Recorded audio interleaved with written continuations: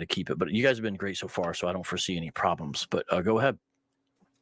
All right. When I had mentioned Hebrew errors, I was talking about things that you've actually said, referred to, including tonight. So the Hebrew for bronze or for iron is not brazal. That's incorrect. So there goes your argument. So how do you respond when your Hebrew or Azteca that you said previously in a 3-hour lecture relating back to Hebrew, that's 100% false. So how do you explain these very, very bogus errors if we're supposed to take your words seriously? Well, number one, I didn't present Eyes to Ka at all tonight. So I don't believe that it's fair that I be held to scrutiny on things that I may not necessarily stand on. If I didn't introduce that argumentation, sir, I don't believe it's fair that you even question me on it. Okay, just for clarity, you brought in arguments that I've made. So how is it okay that you brought in arguments I didn't make tonight, but I can't bring arguments that you've made if you didn't make them tonight? Do you think it's unfair that I did that? I have no problem with it, but you're not letting me do the same with you. That's my own personal position to do that. Okay, fine. So you're completely wrong about the Hebrew word for iron. Okay. All right, so we throw that out. All right, let's go over to Gad. I mean, I can't ask you a question, but you're just saying that. Well, the Hebrew is Barzel. The Hebrew is Barzel. Anyone who knows Hebrew knows it's Barzel. It's not Brazal. It's Barzel. Okay, so let's say I mispronounced it. I didn't pronounce it right. My point still stands as I'm just pointing out the eerie similarity that word has to Brazil, in which we say is of the tribal allotment of Asher. That was my point. Oops, I mispronounced it according to you. No, you didn't mispronounce it. It's a made up word. That's number one. But okay, to be clear, I don't want to ask. I can't ask a question, but just for the audience now, Brazil and Brazil. I mean, Barzel versus Brazal are two different words. The one made up, the second real. But it also says Barzel and Nechoshet. Okay, it mentions iron and it mentions bronze. Where's Nechoshet? Please show me. If you're going to pull out one, you can't just pull something out of a verse and say that's Brazil because it sounds like it. Look, show me where Nechoshet is. I didn't make the definitive statement that was Brazil. As I just said, I just simply pointed out the eerie similarity. That's all I did. Okay. Well, there's no eerie similarity when you just pull one verse out. But anyway, about Gad, you just cited that it could well speak about the Native Americans who scalped people, but the Hebrew says it says that he will taraf zroa af kadkod, so that he will rip off the arm and the forehead. So where was the Native American tradition of ripping off the arm? I don't know of one. Okay, thank you. So we disqualify that one there. I disagree. Well, let the audience decide. Okay. Of course. All right. And you are aware of other people like the Scythians, et cetera, in antiquity who scalp victims. Maybe they could be the people.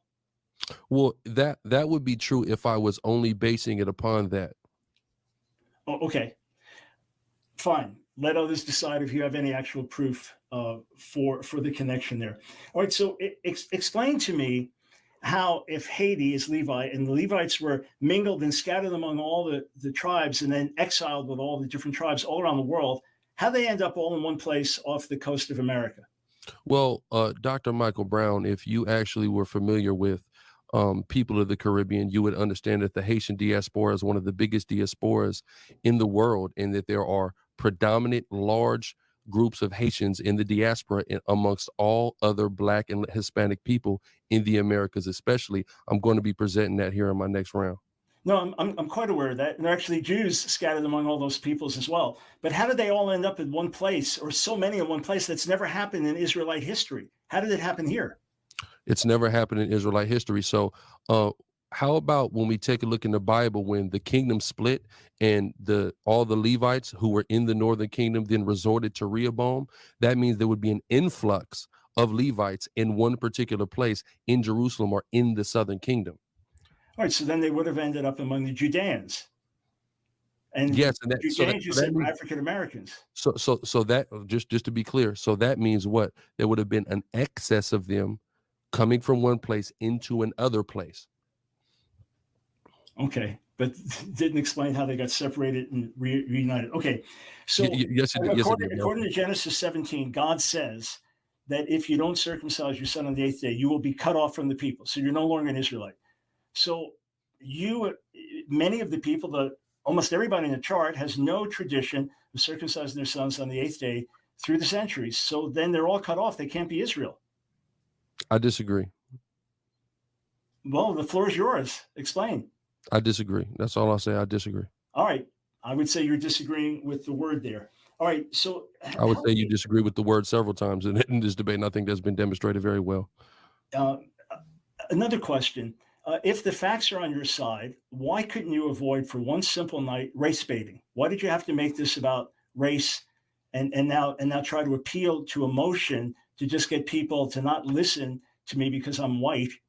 Why couldn't you just stay with facts, evidence? To me and to many others, it seemed like a concession that you knew you were sinking and you had to just rely on something to appeal to people's emotions. Why couldn't this avoid race? I've avoided all personal insult and told people to give you a listen, to give you a hearing. Why couldn't you avoid race in terms of the personal attack? When you're a part of a group of people who have suffered like the true children of God, maybe then you'd understand. I have been a part of people that suffered like the true children of God, but if that's an excuse for race baiting, okay. So explain this just so I can understand your own thinking here, sir. You keep referring to yourself as a priest, high priest. We know I never said high priest. I never said high priest. My apologies, sir. Priest. Okay. So chief priest, have you referred to that? Yes, sir. Okay. Well, chief priest and high priest were similar, but in any case, no. I apologize for misrepresenting. Cohen Godel and Cohen Resh is different, no? Okay, fine, but the chief priest was the high priest. Either way, but that's fine. You don't refer to yourself as high priest. All clear. So we know that priesthood came through the Father paternally. We understand that, but we also understand that according to Ezra 9, that if a priest married a foreign woman, that the foreign woman and the children were to be put away because they were disqualified. So we know your mother was white. You've been open about that. So just in your own thinking, and according to Scripture, doesn't that disqualify you from being a priest? Well, no, all we have to do is actually take a look at that situation. So we could go nowhere in the Torah and actually demonstrate that precedent. Even when we take a look at the priests of Moses' sons, right? We know Moses' sons had a foreign mother. We clearly see in 1 Chronicles 23 that Moses' sons are named for the tribe of Levi. So they were never disqualified, and they were also the priests who were set over the treasury of the temple. So that never disqualifies them. Additionally, though, we see a situation in Ezra where Ezra makes a judgment call predicated upon what was going on at that time, right? What was going on at that time was there was a bunch of Israelites who were taking foreign wives, who are allowing those foreign wives to dictate the spiritual system in which those children and the culture and customs that those children were being raised in. So Ezra at that time took matters upon himself and did something to clean the Levites and the priests at that time. But we cannot go to the Torah and see that as the mandated word of God, that's how that situation needs to be handled. Okay, about 2 minutes. We have about 2 minutes left. Got it. All right. So you brought in Edom and claimed that I have descent from Edom somehow, but then that would give me Middle East descent. And then you used others arguing that there is no Middle East descent for Ashkenazi Jews. So which one do you hold to? Middle East descent or not? It's not about whether I hold to Middle East descent. So just to be clear, Dr. Michael Brown, I do not agree with the DNA argumentation whatsoever. So I was bringing different studies that were done by different Ashkenazi Jews that disqualified or contradicted the DNA evidence that you were attempting to bring in. That's all I was doing. That doesn't mean I hold to any of those things. I'm using it to disqualify the DNA argumentation entirely. Okay. All clear in terms of your methodology. So folks, you'll have to decide whether you listen to geneticists or not. But that's fair enough in terms of what you were doing there. So you do believe that Edom was white, but we know, of course, that he's referred to as Admoni, which is red, which is exactly how David is described, Admoni. And that's also how Solomon in the Song of Solomon is described as Admoni. So wouldn't that make David and Solomon white as well? No, sir. So, of course, when we take a look at the color spectrum, we know that red has various different shades, over 50 shades of the color red. So we would have to look at the context of each one of those scriptures to determine which shade of the red that was being referred to. And I believe the red like a carry garment gives us an idea when we take a look